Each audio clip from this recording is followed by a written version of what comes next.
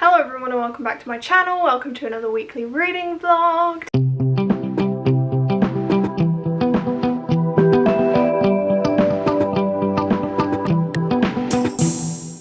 Today it is Monday and it's actually nearly 3 o'clock now. I have not really done anything except from revision today, but you know, I have to do it, so that's fine, getting it done. And I have not really read anything today. In the last vlog I said that I had picked up Amari and the Night Brothers by B.B. Alston and I finished it shortly after finishing the vlog, but I didn't want to update it because I knew that I could just do it in this vlog. So I did finish Amari and the Night Brothers, as I just said. I ended up giving it 5 stars, and the reason I did that is because considering it's a middle grade, there are a lot of twists that I really enjoyed, so that's kind of one of the reasons. Also because I feel like, despite the fact that middle grade can definitely be just as good as like YA and adult, I still feel like I want to be on the side of being a little bit nicer with my ratings when it comes to middle grade, because I don't feel like I can judge it in the same way as an adult and a YA, which kind of doesn't make sense when I say that middle grade can be just as good. I think that it's just because it's got a specific, you know, way of speaking about things and a way of describing things and stuff like that. I think the middle grade is written in a certain way which a lot of adult readers could then take it, like believe that it's worse because of the way it's written, but I don't think it is. I think it's just written in a different way. So I rounded it up to 5 stars basically, is what I'm saying. It was really good. I recommend it to everyone, whether you're a kid or an adult or somewhere in between. Like, it was so good and I cannot wait for the second book. I this morning decided to pick up Home Before Dark by Riley Sager. This is the only of Riley Sager's books. I mean, actually, I don't know. I think Survive the Night is out now. It's not out where I live, but it is, I think, in the US and maybe the UK. So Home Before Dark and Survive the Night were the 2 Riley Sager books I have not read yet. I loved the other 3 that I had read from him. I've heard a lot of people say that this is their favourite of his books, so I'm very much looking forward to that. I've only read, I think, a couple of chapters, so I've only just been introduced to the character. I don't really know what's going on. Like, I don't really know. I mean, I understand the situation is basically there's this woman who, when she was a child, moved into a house. We don't actually know what the real story is, but her dad then published a book about that house being haunted and about their experience living there and having to flee because it was haunted, or because something was going on. The main mystery is going to be finding out, like, is there really a correlation between what he says and the truth? Like, is the truth really the way that he described it? She says that it wasn't. What is it then? Like, there must be something going on, right? Is the reason that he's written this book just to get money, or is there some kind of truth behind it? Like, was there something else? All Riley Sager's books so far have been written with kind of like 2 perspectives, 2 narratives, 2 storylines, and sometimes it's like in the past and then in the present, and this is kind of similar, but instead of it being the past from her perspective and then the present from her perspective, it's actually excerpts of the book that her dad wrote. So in the present, I think she ends up inheriting the house again when her dad dies, and she moves back there to sort things out, and I think there's some weird stuff that happens, so I'm very excited to find out what that's going to be. That's basically all I have to say for now. I am, I think, going to read some more soon-ish because I've done a lot of revision, so I don't feel like I need to do much else. Oh, I do actually also want to say, last week I did also start Peter Pan, but I didn't get much through it. Like, I honestly got onto page 25. But I would also really like to read this sometime this week, maybe next week, I don't know. But I think if I want to, because basically I'm reading Home Before Dark on an iPad, so if I can switch between that and this just to have a physical book, that'd be great. One thing that I did notice with this is, and it tends to be the same with children's classics that like that were written in like the Victorian era or earlier, all tend to have a specific language that doesn't feel like a children's language nowadays, if that makes any sense. Like, it still feels quite hard to read despite the fact that it's a children's book, so it was hard to get into, and I'm thinking now that I've taken a little break it might be harder, or like hard to get into now, but I think I'm going to end up, once you get into the flow, I think it's going to be good. I've also bought some books recently, which I will talk to you guys about later, maybe the next clip or maybe a bit later, depending on how many updates I do. I'm going to talk about the books that I bought, and I will see you later.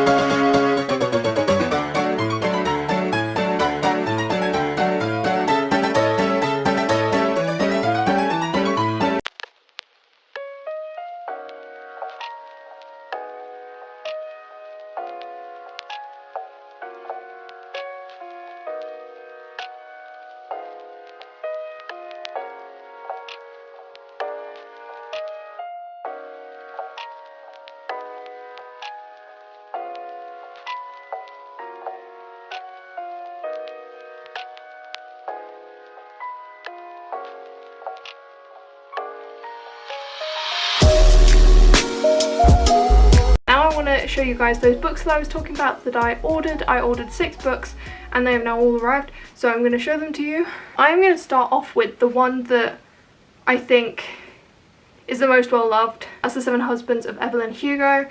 I bought this with a particular video in mind. I'm very excited for it.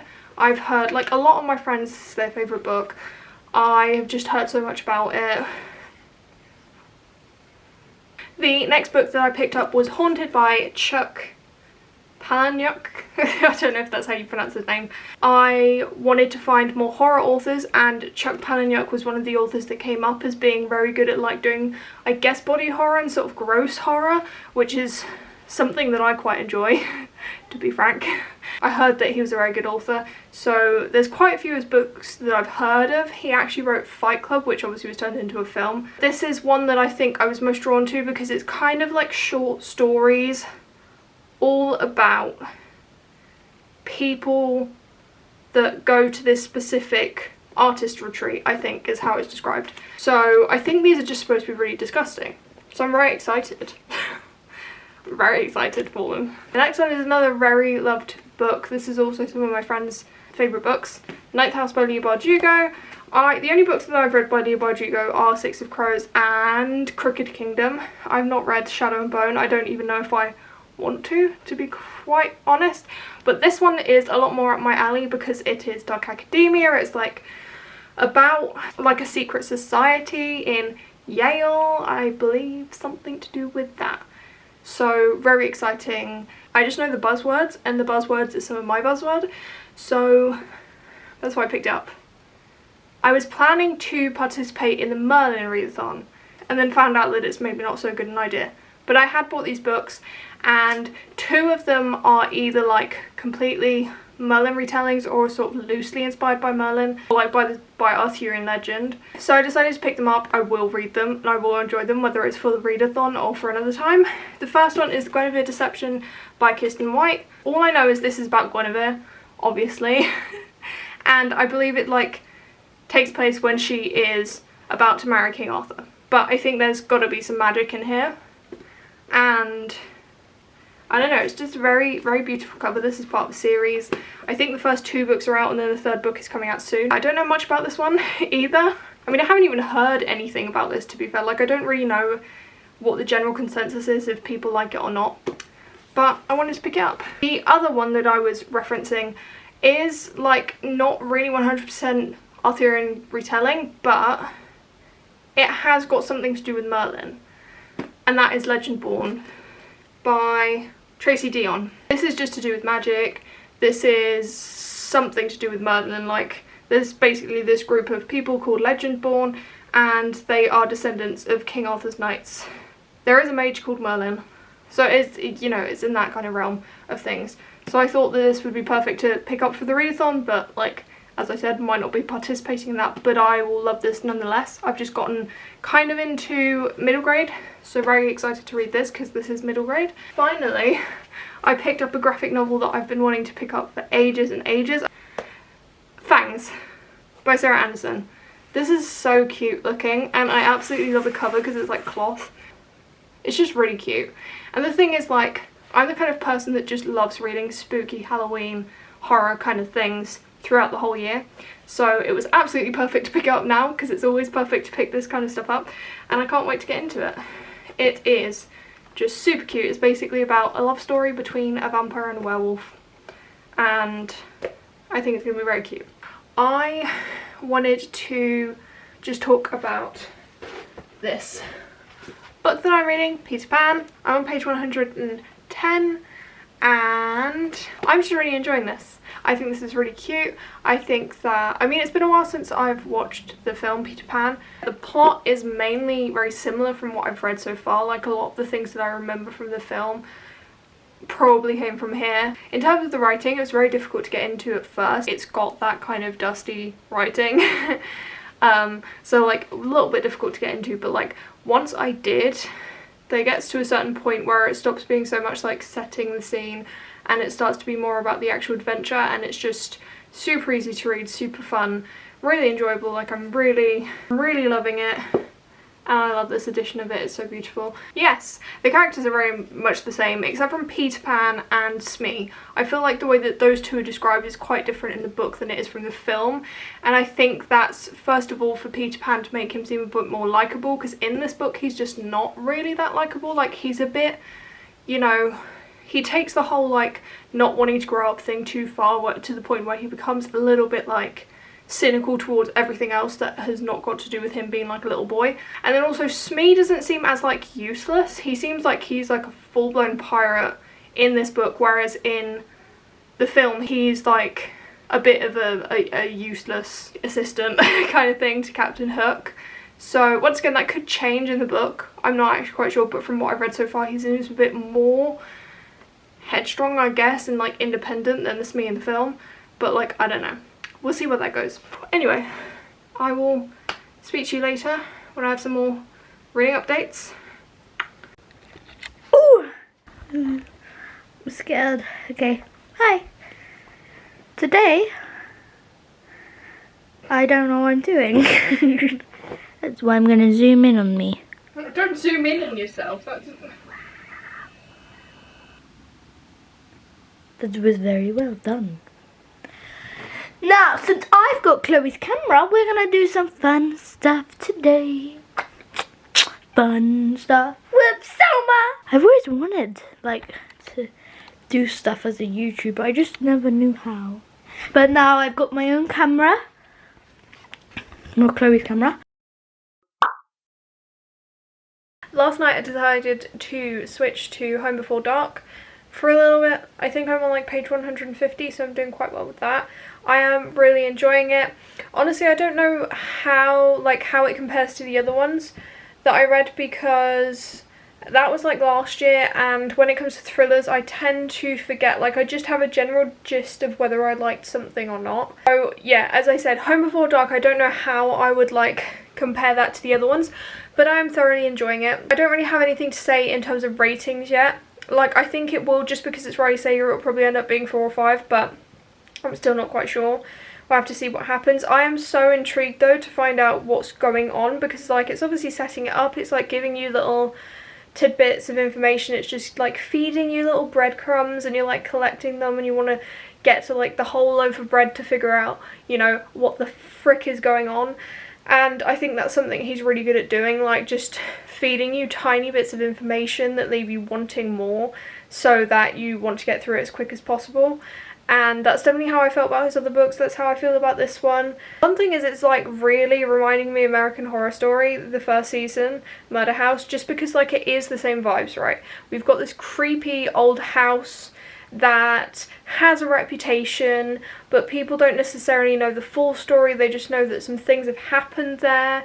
We've got two parents and their daughter, even though in the book it's like a younger daughter, but like still two parents and a daughter moving into this house. Like, even just the scene in the book, if you read it, you'll know one of the excerpts from the book is basically them going to see it, and at the end the realtor's like, do you have any questions? And he goes, what happened here? And then she's like, oh yeah, well legally I don't need to disclose it, but I'll tell you anyway because otherwise you'll just find out.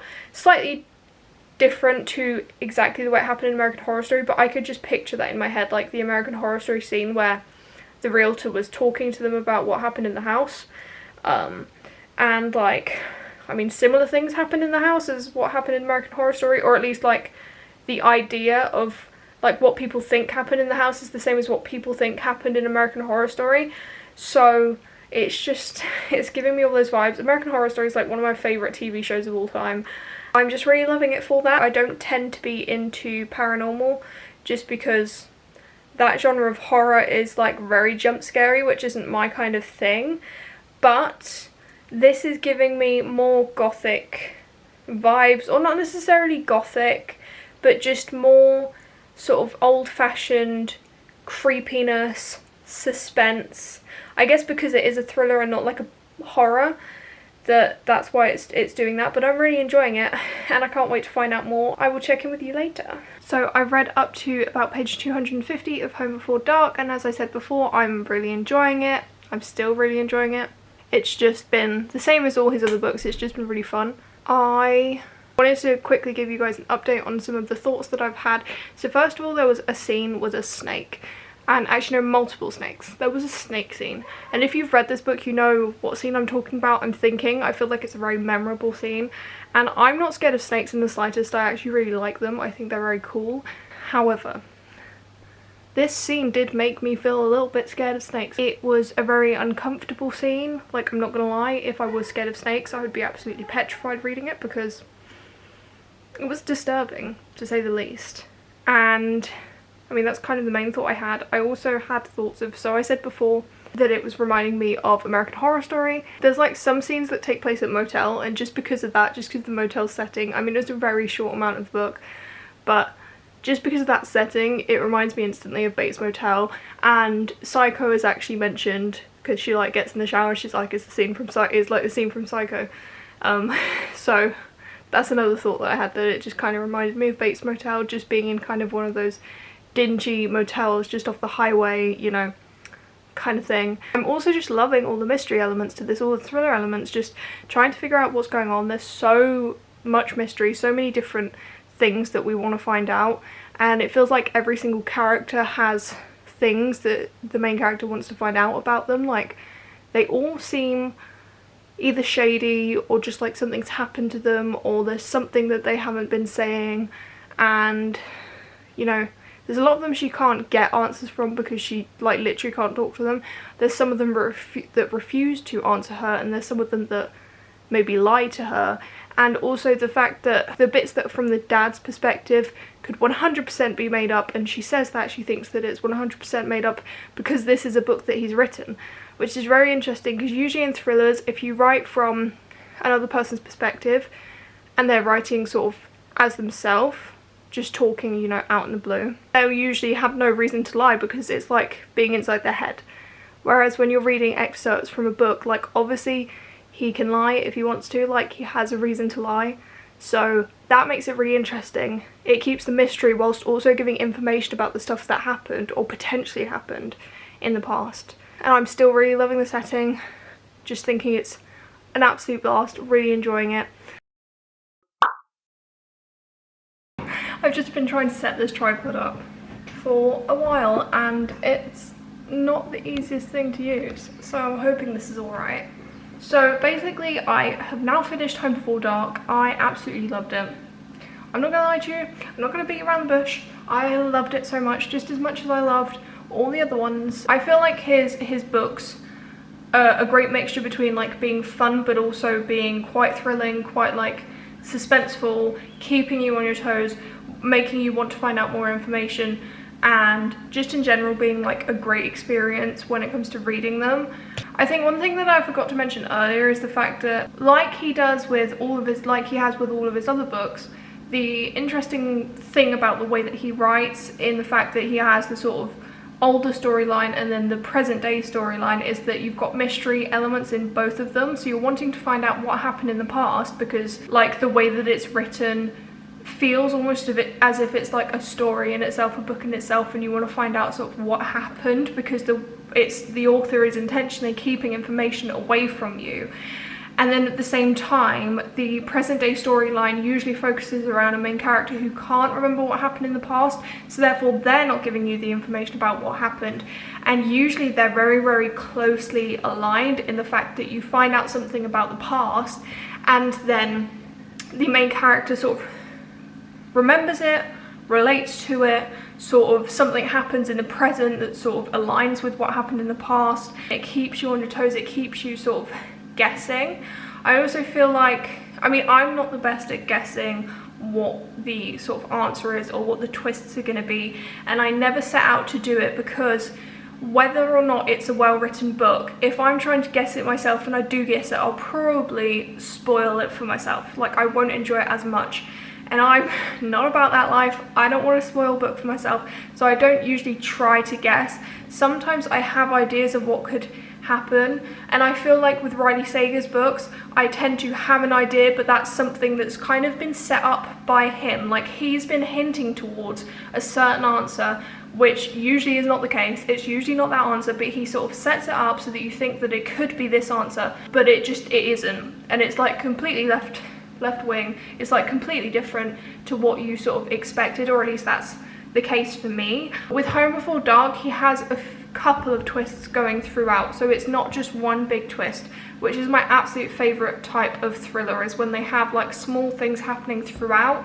And I guess one twist that is more the main twist, the way that the twists came left me physically shocked in a way that I usually am not. Like, I'm not a very physical reader. Like, I don't usually, like, my jaw doesn't usually drop, and it didn't, but it was close to. I didn't say I gave it 5 stars. I don't think that's a surprise, because so the thing is, I thought that I gave all of his books 5 stars, but I didn't. I went back and looked on my Goodreads, and I actually gave The Last Time I Lied 3 stars, which leaves me a bit confused, because I'm pretty sure I really loved that, because it's at a summer camp, which is just like Friday the 13th vibes. Apparently I didn't give it 5 stars, I only gave it 3 stars, so I definitely need to reread it. I don't know if anyone wants to do this with me, but I want to at some point get my hands on all of Riley Sager's books and just do like a binge read of all of them, because I want to reread them. It's not even been a year since I read the first 3, but I just really want to reread them because they're just so much fun. I feel like they're going to be especially perfect for the readathon that I'm co-hosting, Fright at the Movies. I mentioned it in my last vlog. If you have not heard of it, I'll leave like all the sort of information down in the description, like our Instagram or Twitter, and I'll also link the other vlogs so that you can go and watch the bit about Fright at the Movies if you want to. I feel like it's going to be the perfect thing for that, because my aim for that readathon is just to have fun, to read as many thrillers and horror books as possible, but to just enjoy myself in general, and I feel like that is the main thing with Riley Sager's books. I just enjoy them. Riley Sager has me literally wrapped around his little finger. There was a point where there was information that came out, and I was fully running with it. Like, I was like, yes, okay, that makes sense. Like, I understand that could definitely happen. And after more information came out, I looked back on that thing that I just found out, and I was like, actually, like, the logistics of that, like, that is not possible. I mean, it could have happened in real life, but I just don't think it would. So the fact that I was so willing to just be like, yes, he's just told me this thing, I believe it fully, means that I basically trust him with anything. And I'm just so excited to read Survive the Night, which is his 5th book, and I've heard people say that it's slightly disappointing, which, like, I don't know, maybe I'm just so in love with his books and his writing that I will be willing to see past disappointment, or it will go the other way and I'll be so, like, ready for it that it will just end up completely falling flat. I don't know, we'll see what happens, but I'm very excited for that. As I said, I need to go in the shower and clean myself. I've also got a lot of revision to do. I sort of said that I would just revise today because my family are out doing something, so I thought while I'm home alone I should be doing revision.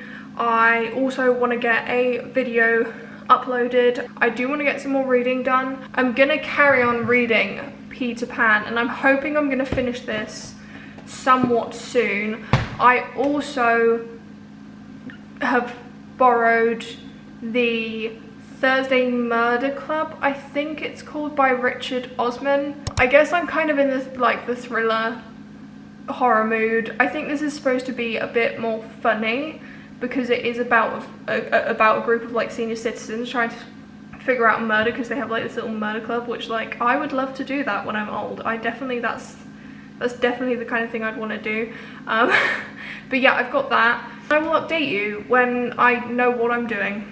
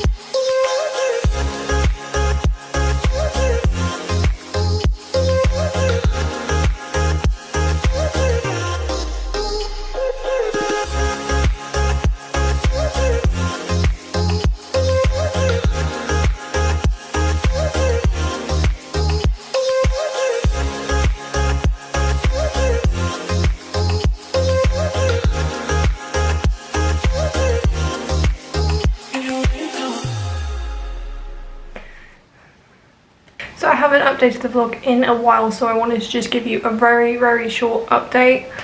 I am staying with my grandparents, so that's why there's been a bit of a change of scenery.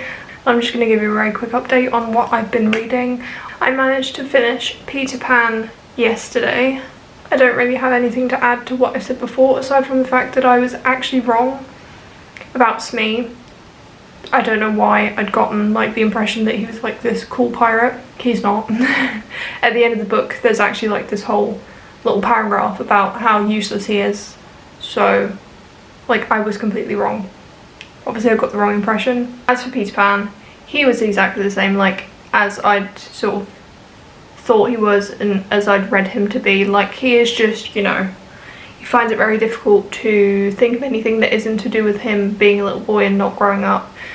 And he, obviously there's like a bit, if you've watched Peter Pan, you know there's a bit where the kids have to go back to their parents and he struggles a lot with that and just struggles to let go of like kids basically. I ended up giving it 4 stars because I think that it's good and I really enjoyed it, but like I didn't feel like personal, like oh my god I really love this is like potentially a favourite. Either yesterday or this morning, I can't quite remember, I picked up the Thursday Murder Club. I'm currently on page 230 or something like that, so I'm doing quite well with it. It's just so easy to get through, like it's such a quick read, just really easy to read. I'm not going to talk too much about it now. I think I'm going to give you like a proper update at some point on how I'm feeling, but for now I will say I'm really enjoying it. As I said, it's a really quick read. It's really funny and witty and the characters are so well written. I think the author has done such a great job. Basically it's just about a group of senior citizens that live in like a kind of retirement home area and have this club called the Thursday Murder Club where they discuss old cold cases and try and figure out who the murderer was. And then suddenly someone actually dies that they kind of know, and then they want to try and solve this murder case, and they're working together. They manage to get the police into it and like get help from the police, and they're just all very interesting characters and they each have their own personalities. I think at some point I am going to pick up the 100-year-old man who climbed out the window and disappeared by Jonas Jonasson. This I've heard is just very funny, and I found this in a charity shop yesterday, so of course I picked it up. I think I paid like 50p or something, or £1 or something like that, so I'm excited. I've just heard this is once again like quite an easy read, very funny. It's about an old man who climbs out a window and disappears, and I think that it's sort of similar to Forrest Gump in the sense that this man like goes through history or something like that and experiences loads of stuff. I could be wrong, but yeah, I'm pretty sure that's kind of what the whole thing is like key moments in history and stuff like that, which is very interesting. I also really want to pick up This Poison Heart, that's what it's called. I can't remember who it's by, but This Poison Heart is by the same author who wrote Cinderella is Dead, and I really want to pick it up because I saw someone talk about it in their vlog and saying that it's like potentially one of their favourites of all time, and that they really love it and stuff like that. And then I saw someone else on Instagram talking about how much they loved it, so I want to pick that up at some point. I will talk to you guys later.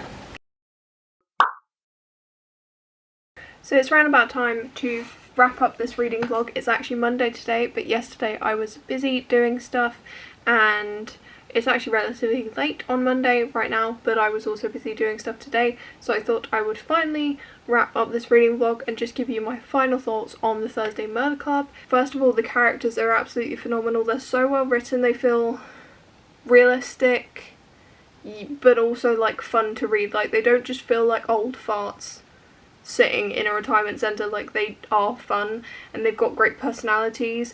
Their age really comes across. Obviously, like, I don't know what it's actually like to be an old person, so I don't know if it's really that reliable, that realistic, but from what I've sort of experienced of old people, I feel like it is, the way that he's written them.